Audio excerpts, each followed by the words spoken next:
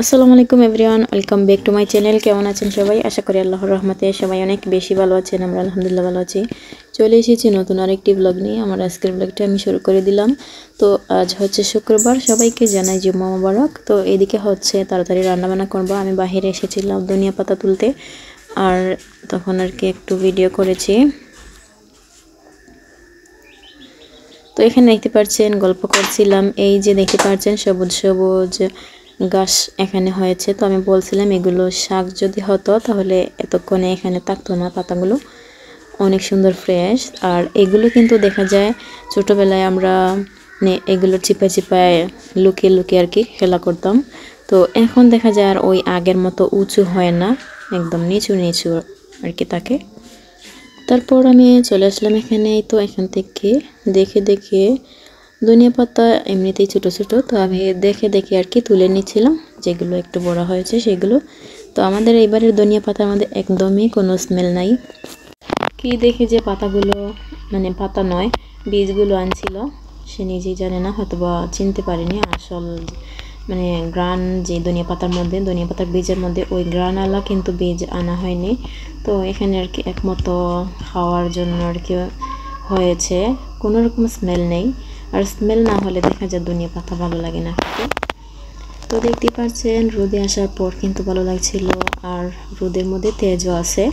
তারপর আমি চলে আসলাম এখানে। তো এখানে সকালের নাস্তা খাবো আমরা, তাই ডাল আর আলু দিয়ে একটু ঝোল করে রান্না করে নিচ্ছিল। তো মরিয়ম হচ্ছে এই তরকারিটা বসিয়ে দিয়েছে পরোটার সাথে খাওয়ার জন্য। আর ওইদিকে হচ্ছে পরোটার ডো বানিয়ে এখন পরোটাগুলোকে বেলে নিচ্ছিল। আর এই তো পরোটা বেলা হয়ে গেলে তারপর সেঁকে নিবে। এইদিকে দেখতে পাচ্ছেন সবশেষে দিয়ে দিল ধনিয়া পাতা কুচি। আর আলু দিয়ে রান্না করার পর দেখা যায় একটু ঝোল কমে গেছে। এদিকে রুটিগুলো বেলা হয়ে গেলে এখন সেঁকে নিচ্ছিল। আর আস্তে আস্তেই তো প্রথমে কিছুক্ষণ সেঁকে নিয়েছে, তারপর এখানে দিয়ে দিল তেল। তেল দিয়ে আবারও এইভাবে একটু নেড়ে নেড়ে সেঁকে নিয়েছে।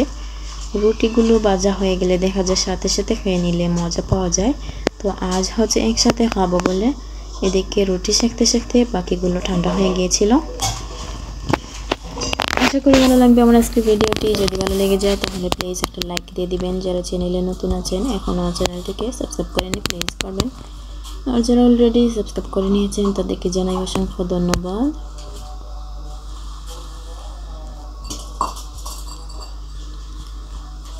তো এদিকে হচ্ছে 2-3টা পরোটা কিন্তু শেখা হয়ে গেছে, অ্যান্ড ফাইনালি সবগুলো শেখা হয়ে গেলে একসাথে এখন খেয়ে নেব সকালের নাস্তা।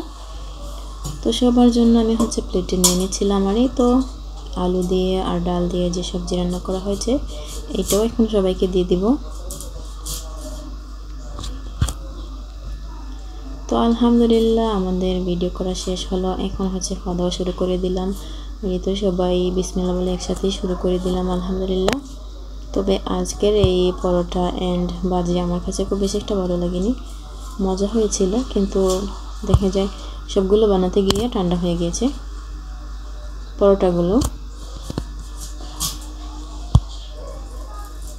তারপর আলহামদুলিল্লাহ খেয়ে নিচ্ছিলাম আমরা। খাওয়া দাওয়া শেষ করে হচ্ছে আজ মজার বর্তা শেয়ার করবো আপনাদের সাথে। তো এখানে আবারও চলে আসছিলাম বাহিরে। 2 দিন আগে হচ্ছে একজনের কাছে এইরকম একটা হাঁড়ি ছিল 100 টাকা, তো আজ হচ্ছে আমরা 50 টাকা দিয়ে নিয়েছি।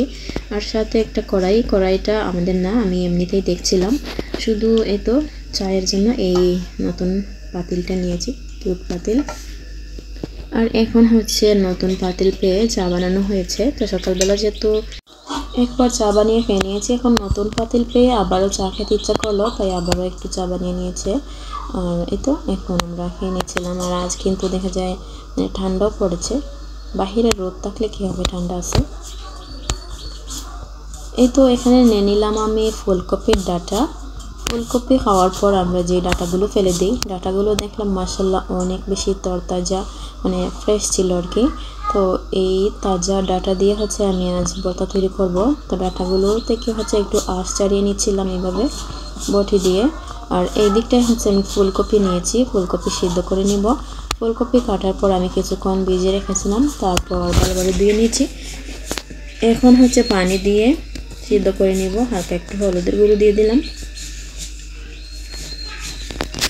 দিয়েছি এখানে লবণ। আর এইদিকে দেখতে পাচ্ছেন আস্তে আস্তে কিন্তু ফুলকপি সিদ্ধ হয়ে যাচ্ছিল। অন্য একটা ফ্রাই প্যানে নিয়ে নিলাম ফুলকপির ডাঁটা, সব কিছু একসাথে দিয়ে হচ্ছে টেলে নিব।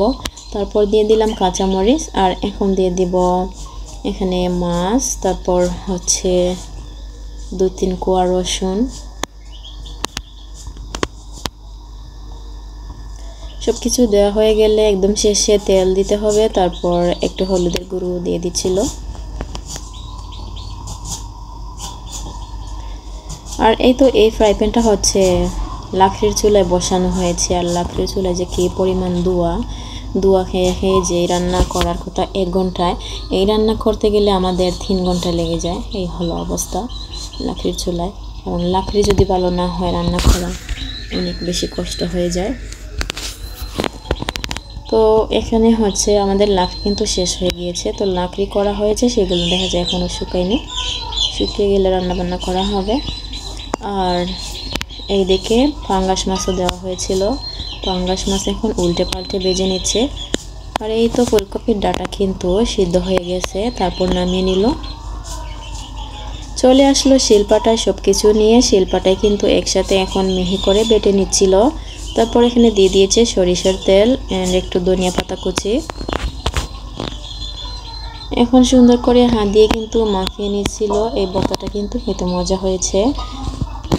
আর এখন হচ্ছে আমি ফুলকপি আর টমেটো দিয়ে ভর্তাটাকে মাখাবো।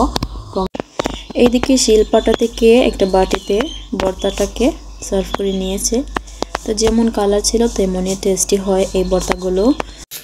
এইদিকে নিয়ে নিলাম টালা শুকনো মরিচ, তারপর ফুলকপি, টমেটো দেখতে পাচ্ছেন পোড়া পোড়া করে ভেজে নিয়েছি। প্রথমে মরিচ আর পেঁয়াজ দিয়ে হচ্ছে মাখিয়ে নিব। মরিচে মানে পেঁয়াজের সাথে হচ্ছে রসুনও ছিল। আর এই তো বেশ কিছুক্ষণ আগে হচ্ছে মরিচগুলোকে টেলে রেখেছিলাম, তো ততক্ষণে দেখা যায় ঠান্ডা হয়ে গিয়েছে, মরিচগুলো একটু নরম হয়ে গিয়েছিল। তো এখন হচ্ছে সুন্দর করে ভেঙে নিয়েছি। মরিচ ভর্তা হয়ে গিয়েছে, দিয়ে দিলাম এখানে ধনিয়া পাতা কুচি। তো এইগুলো দিয়ে দেখা যায় মজা করে ভাত খাওয়া যাবে। এখন আমি দিয়ে দিলাম সিদ্ধ করে রাখা ফুলকপি, দিয়ে আবারও হাত দিয়ে কুচলিয়ে ভালো করে হচ্ছে ভর্তা মাখিয়ে নিয়েছিলাম। আর এখন দিয়ে দেব ভেজে নেওয়া টমেটো দিয়ে আবারও হচ্ছে তো মাখা জাকা করে নিচ্ছিলাম। সব শেষে দিতে হবে সরিষার তেল দিয়ে দেখা যায় ভর্তাটা মাখানো ডান। আমি এখন একটা বাটিতে উঠিয়ে নিব। আর এই ভর্তাটা হচ্ছে অনেক বেশি টেস্টি হয়েছিল, আপনারা হচ্ছে ট্রাই করতে পারেন। এইভাবে গরম গরম ভাতের সাথে অথবা খিচুড়ির সাথে কিন্তু অনেক বেশি টেস্টি লাগবে। তো দেখতেই পাচ্ছেন ফাইনালি আমাদের ভর্তা বানানো হয়ে গেল। পদের ভর্তা আর একটা তরকারি রান্না করা হয়েছিল, তরকারিটা আর ভিডিও করা হয়নি, যার জন্য আর শেয়ার করছি না।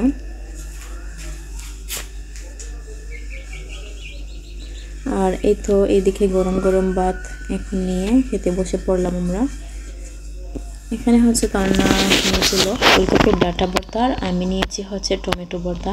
আমি ওইটা দিয়ে আগে খেতে বসে পড়েছিলাম। তো দেখতে পাচ্ছেন আমার কাছে ওই ভর্তাটা দেখা যায় আগে যখন খেতে বসেছি ওই ভর্তাটাই দেখা যায় টেস্টি লেগেছিল বেশি।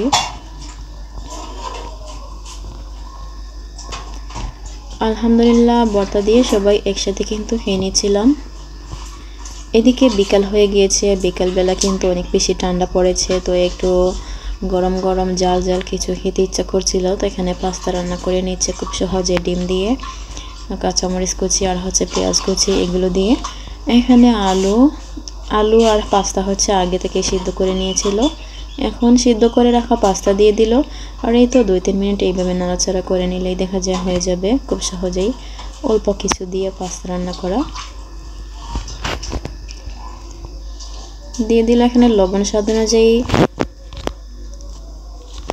আর একটু মশলা দিয়েছে। আর শীতের বিকালে দেখা যায় গরম গরম খাবারটা কিন্তু খেতে মজাই লাগে। সবার জন্য বাটিতে এখন বেড়ে নেবে।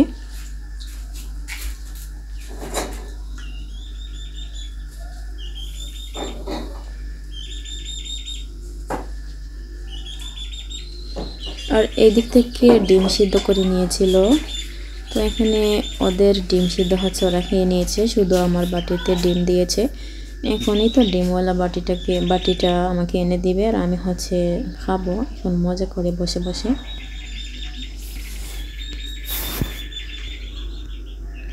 আলহামদুলিল্লাহ, খেতে কিন্তু ভীষণ মজা লাগছিল গরম গরম। আর এই ছিল আজকের ভিডিও। সবাই ভালো থাকুন। আল্লাহ হাফেজ। আসসালামু আলাইকুম।